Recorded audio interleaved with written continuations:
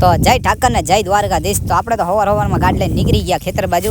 એટલે કે સીમમાં આવીને જોયું તા તો ગાડી ક્યાંય મોઢું માંડતા નહોતા અને પછી મગજમાં વિચાર આવ્યો, લાઈને મેં કીધું કાંકડીવાળા ખેતરમાં જવા દઉં. તો હવે આપણે જવાનું કાંકડીવાળા ખેતરમાં ગાડી લઈને. તો હજી આપણે ખેતરમાં પહોંચ્યા નથી, હજી રસ્તામાં ગાડી આપણે હાલ્યા જ આવે છે. ખેતરમાં જઈ અને તમને બતાવશું ફળ કેવું કેવું છે. મારા ગામવાળાને બળતરા થાય છે કે નથી થતી ખેતરનો વિડીયો જોઈને. તો બન્યા રહીજો આપણી આ રીલમાં, તો બતાવશું આપણે ખેતર કેવું બહુ સારું છું. એ ખેતર તો જે મારે ખેતર સારવાનું હતું એ ખેતરનો ગેટ આવી ગયો છે. તો આ રહ્યો એનો ગેટ. હવે ગેટ ખોલીને આપણે ગાંઠ ઘાલી દઈ મય.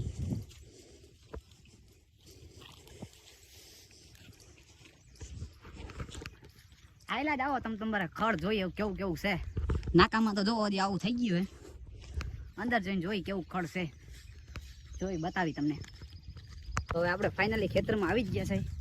ખેતર છે કાંકડી વાળું, તમને બતાવું જો.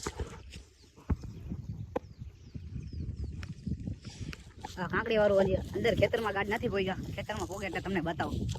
તો આપણા ગાઢ ફાઇનલી ખેતરમાં પોગી ગયા અને આપણા ગાઢ તો ખાવાનું ચાલુ કરી દીધું. જો આ વિડીયો જોઈને તો મારા ગામવાળાને એવો બળતરા થઈ છે, એ બળતરા થઈ છે ને આવા સમયે ક્યાં ખેતરું સારે ભાઈ. તો કાળજું જોઈ.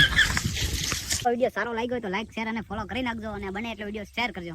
અને હા, આપણા આવા મિની બ્લોગ આવતા જ રહી છે.